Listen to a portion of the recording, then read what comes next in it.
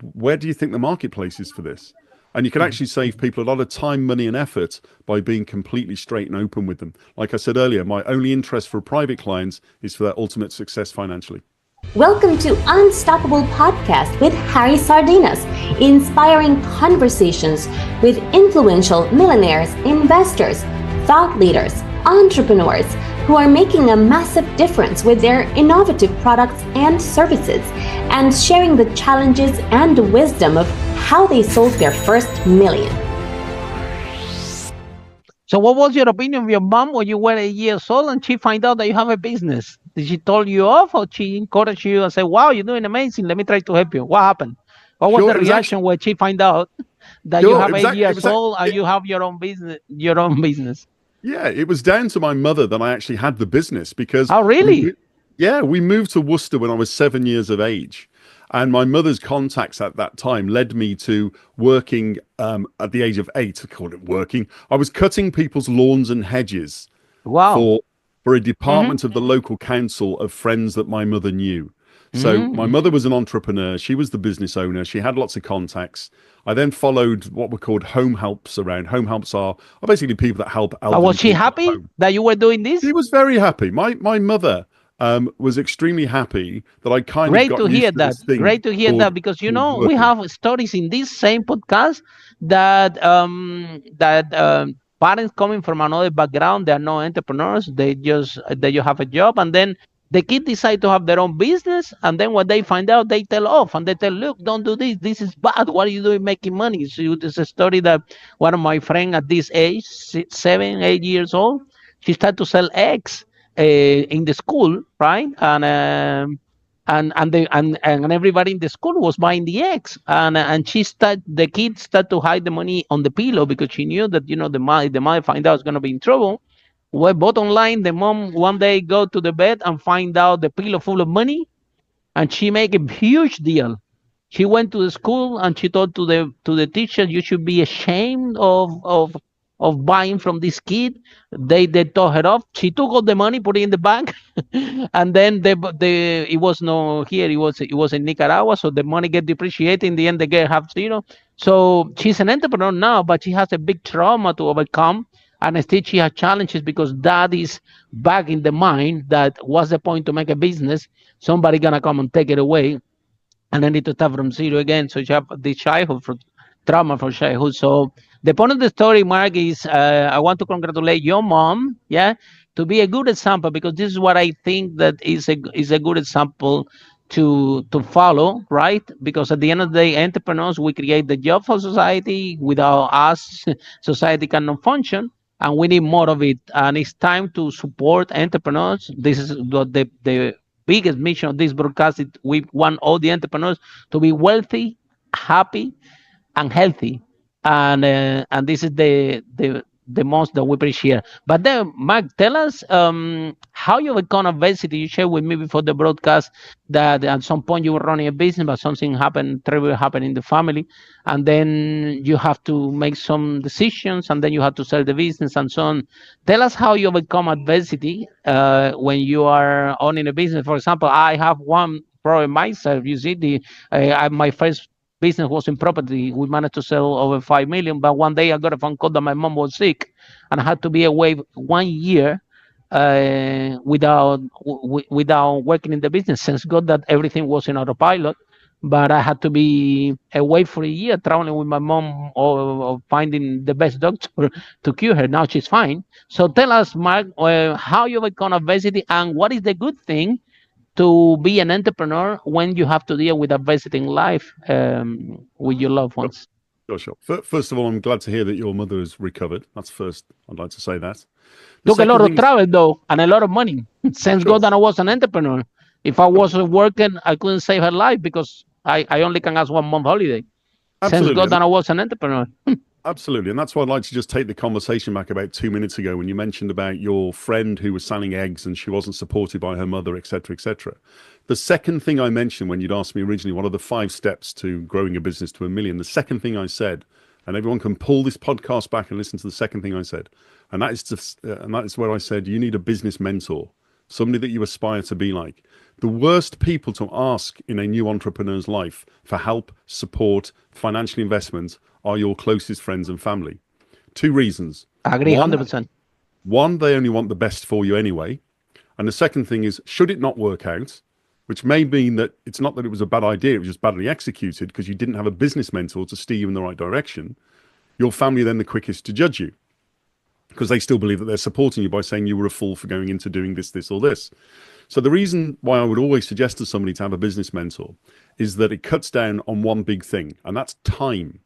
Somebody can either spend the next 5 years developing a widget and trying to find a marketplace for their widget and hope that their widget will make them $1 million, or they can find a business mentor who will be quite harsh with them because he wants the best for them in a business sense, doesn't care about the relationship, they're not a relative of the family, they are not even a friend, they are a client. And every professional business mentor that has a client only has his client's best interests at heart. The best interest being making $1 million. Full stop. End of. That then leads on to what happened in my life. And I know you've mentioned about your mother falling ill. And as we've said, through funds, you were able to get her healthy again. So basically from the age of 8 until I was 24 and a half, everything I touched for those years turned to gold. I secured... Wow. Very impressive. Well, you know, it was about being, there's two things. It's about being in the right place at the right time and also being quite open to open your mouth and ask somebody for an opportunity. I only got to run Worcestershire's largest nightclub, which had a capacity of 2,500 customers. Wow. Because I spoke to the nightclub manager and said, I would love to run this place. There's a longer story to that, but we don't have to go for that today. But ultimately, having worked there for a short period of time as an underage barman, but I was 6'2". I had lots of curly hair in those days. Nobody would tell me. Yeah.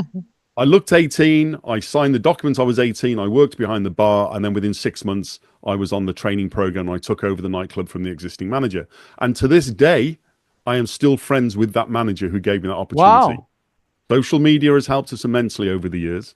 I'm also friends with the DJ that I lived on the premises with. The premises were an old church. We lived in the vicarage in the grounds at the back, which is where the graveyard was, and still is in reality. It's still the land.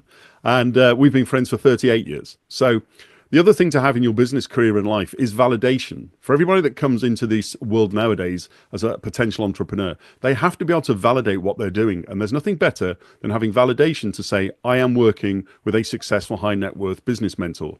That's another thing they need to do, unless they come from a wealthy business family. Therefore, they can carry on that as validation into their new entrepreneurship. So that's really the key thing. The thing that happened to myself when I was 24 and a half is my partner and I at the time, my partner was 10 years older than me. She was actually quite like a business mentor because she had her own businesses at the time. And we met when I was 18 years of age. So I was 18, she was 28. When I was 24, she was nearly 35. We decided to have a baby and we had a child, we had a son, and our son died. Wow. And through our son dying and being, as I just said a couple of minutes ago, everything I touched from the age of 8 to 24 and a half turned to gold. I didn't really deal with the death of my son particularly well, in the sense that I became a sudden introvert from being a very extroverted type of business person. And similarly, she never dealt with the death, of course, of her own child as well. It's a very sad, it's more of a sad situation for a lady because they carry the child through to birth. But as a father, it was also quite traumatic. So there was a valuable lesson learned there for me, Harry, which kind of completely changed the way that I view life. That's a huge adversity. It was. Some people go crazy. Some people go crazy. Some people start to drinking. Some people go to drugs. Some people go depressed. Some people divorce and stop blaming.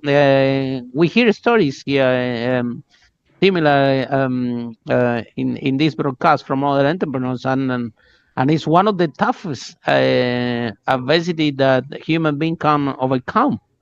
So how you manage? So I threw myself into work. More work than I was doing previously. As I mentioned at the beginning of the podcast, there were lots of logistics companies that wanted a guy to step in to kind of be the fixer or the axeman. So generally, it was well known in the logistics industry, if Mark Walker turned up at your head office, he was either going to build the business or shut it down. And that was kind of the name that I carried for nearly 10 years. So by putting myself deeply into work, working on multiple projects, creating more multiple streams of income within my own businesses and other people's businesses, it kind of just took me away from dealing with the situation, which was the biggest challenge at that time. Now, since then, of course, I've had many clients who've been through every type of trauma, from loss of their own child to loss of their spouse or partner to a loss of a member of their family. So dealing with that kind of loss is something that every entrepreneur has to be ready. And running a business at the same time is a huge challenge. Yes. And this is some things that people don't take into account, Harry, when they try to become an entrepreneur. They don't kind of also understand that life will happen at the same time as they're trying to build a business. Yeah. And again, the worst type of people to have around you, and I use the word worst with a small w, but the worst type of people, as I've mentioned, are friends and family. Because if you have a sudden bereavement in the family, they're going to be involved in your business because of the bereavement. And so we have to have business mentors that work with us that can be compassionate, but also keep them on the straight and narrow to get to where their plan is going to be.